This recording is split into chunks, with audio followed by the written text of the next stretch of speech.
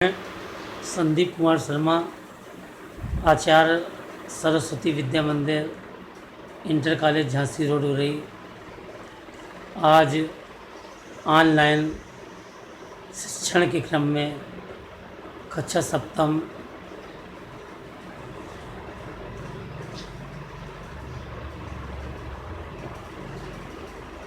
भारत में मुस्लिम राज्य की स्थापना के संबंध में कुछ महत्वपूर्ण बिंदु आपके समक्ष रखूँगा।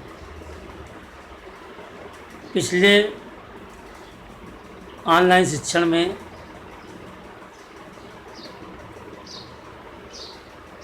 यह बताया गया था कि भारत में पहला मुस्लिम आक्रमणकारी मोहम्मद बिन कासिम था, जिसने 712 ईस्वी में सिंध पर आक्रमण किया था। इसके बाद भारत में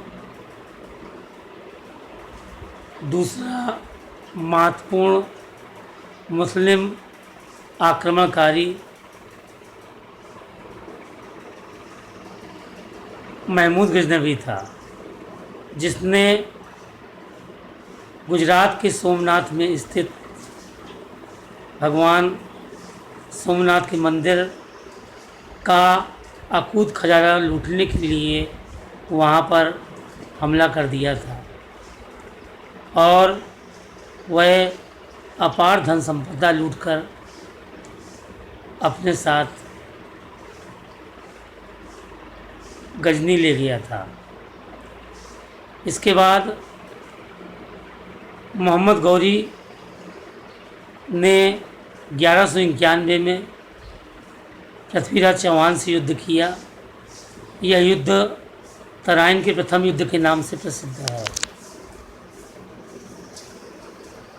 प्रथम युद्ध में पृथ्वीराज चौहान की विजय हुई, लेकिन भारत की उदारता की नीति के कारण उन्होंने मोहम्मद गौरी को क्षमा कर दिया। लेकिन मोहम्मद गौरी ने दोबारा 1192 में तराइन के मैदान में पृथ्वीराज से युद्ध किया। इस युद्ध में पृथ्वीराज चौहान को पराजय का सामना करना पड़ा, उनकी मृत्यु हो गई।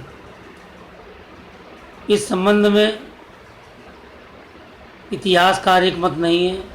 पृथ्वीराज चौहान जी के दरबारी कवि चंद्रवरदाई जी की रचना पृथ्वीराज रासों के अनुसार तराइन के द्वितीय युद्ध में पराजित होने के बाद पृथ्वीराज चौहान को वह अपने साथ गजनी ले गया, जहाँ पर चंद्रवरदाई द्वारा पृथ्वीराज चौहान द्वारा लक्ष्य भेदन की बात बताने पर मोहम्मद गौरी पृथ्वीराज चौहान की इस कला को देखने के लिए तैयार हो गया। कहा जाता है उसने पृथ्वीराज चौहान जी की आंखें निकला दी।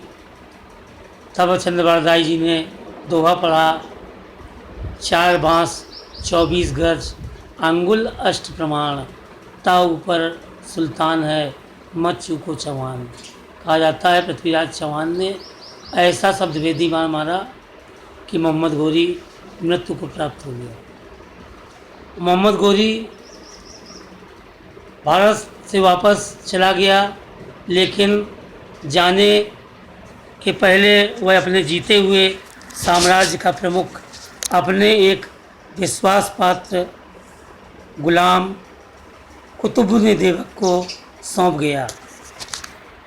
ऐबक को गुलाम वंश का प्रथम शासक या संस्थापक माना जाता है, लेकिन गुलाम वंश का वास्तविक संस्थापक इल्तुतमिश को माना जाता है। इल्तुतमिश ने अपने नाम का खुतबा पढ़वाया, चांदी के सिक्के चलवाए, खलीफा से सुल्तान की उपाधि प्राप्त की और अपने जीवन काल में ही अपने पुत्रों को अयोग्यता को देखते हुए अपनी पुत्री रजिया को सुल्ताना घोषित कर दिया। रजिया बड़ी दुर्भाग्यशाली थी। उसका स्त्री होना उसकी असफलता का सबसे बड़ा कारण था रजिया ने मात्र 4 वर्ष शासन किया, 1236 से 1240। बाद में गयासुद्दीन बलवन शासक बना। उसने रक्त और लौ की नीति का प्रतिपादन किया, अर्थात अपने सगे संबंधियों को, रक्त संबंधियों को दरबार में ऊंचे ऊंचे पद प्रदान किए और अपने विरोधियों को मौत के घाट उतार दिया। आज के लिए इतना ही पर्याप्त है। शेष अगले दिन।